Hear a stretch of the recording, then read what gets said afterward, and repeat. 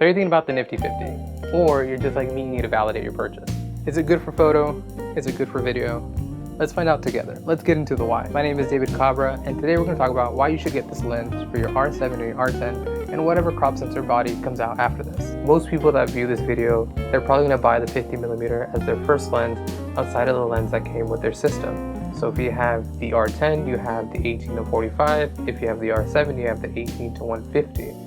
And I think the best way to rock kit lens can cover a whole variety of subjects, while the 50mm can cover you if you're in low light situations, if you need portraits. And the best thing about it is both lenses are pretty light. You can keep it in your camera bag and it won't be a problem. So let's talk about price. This is Canon's most affordable lens. This retails at $179. Previous, it was sitting at $200, so you get to save a little bit of money.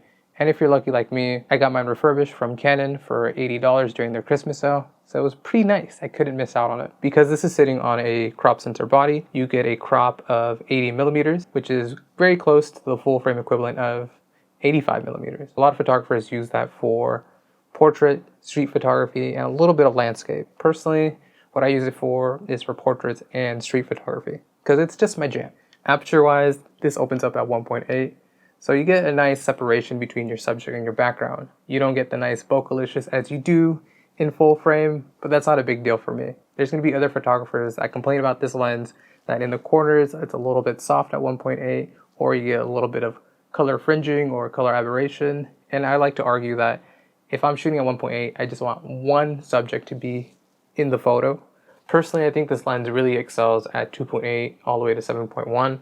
Once you go past f11, you start to get a little bit of color diffraction, but that's only if you crop in heavily, zoom in a lot, or someone is pixel peeping your work. I don't think it's that noticeable, but just to reiterate, 2.8 to 7.1, it's amazing. So this is an STM lens, but I notice if you miss your subject and you're trying to track, the autofocus tends to be a little bit loud in photo mode. And in video, it's not too bad, but it tends to focus a little bit slower than I'd like. Normally you remedy this by shooting in manual, but to be honest, the focus ring doesn't feel good in manual. But what I do like about this area right here is when you switch it to control. The R7 doesn't have a dedicated ISO dial, but you have your aperture, your shutter, and I set my ISO here. So we have all the exposure triangles on one go. Let me take a quick picture of you. Look amazing, brother. You look amazing, brother. Let's get into video. Because you're shooting at 80mm equivalent, you get a nice compressed background, but personally that doesn't work for me. I usually do run and gun setups, or I work in studio. So for me, that crops in a lot, or that creates a lot of bounce. And this is especially a problem for your R10 because this doesn't come with IS and the R10 body doesn't have IBIS. So the best way to shoot with this lens is if you have a tripod, or if you really have to be out in the field, the best way is to put it somewhere where it sits still. Or what I do is I like to hug it on my chest or let it sit on my hip. Let's talk about aperture, but for video now. Aperture, same thing, 1.8. This goes all the way to f22. But I think this lens really thrives at 2.8 to 5.6. Unless I need like a specific shot at 1.8, I rarely have it there, just because the autofocus is a little bit slower.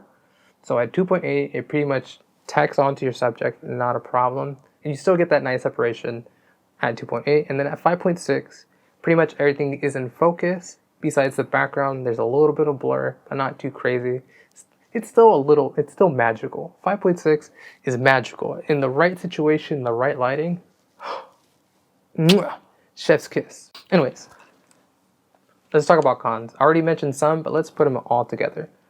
So the overall build, it feels cheap, it's plasticky, it doesn't come weather sealed, and that's kind of like a general gripe that I have with Canon. Their lower level lenses that aren't L series, they usually don't come weather sealed. Fuji does a really good job of offering some budget weather sealed lenses, but there's some compromises, like maybe the lens goes up to f2 or f2.8, but to be honest, I wouldn't mind paying $300 for a weather sealed lens that only goes up to f2. f1.8 to f2, I'll take the weather sealed version any day, especially if I have it on the R7 or the R6, those bodies are weather sealed. It'd be a killer combo. Another con is that the images aren't as sharp and the image quality isn't as good compared to its expensive counterparts. Obviously you're gonna be like, well, no shit, and you're gosh darn right. When it sits on this body, this lens is very hard to use indoors, and There's no way around it. I strongly believe that the pros far outweigh the cons, to the point where I can argue that this lens and your kit lens and possibly another prime lens that you can add to your kit can really get you going on a strong portfolio. So don't let nobody tell you that you look dingy with your little dingy nifty 50, okay? If you already got the 50mm and you're thinking about adding an additional lens to your kit, I think the 16mm is a great addition to your kit. You have the 16 covering your wide shot. You have the 50mm covering your medium telephoto. I have hair in my mouth. And I'm actually using 16mm for this little vlogging angle. And it's super light. It's the same size as a nifty 50. So if you have your nifty 50, your 16, and your kit lens, and you can fit that sucker in your bag, no problem. If you guys like the video, go ahead and like the video, and I'll see you guys next time. Peace.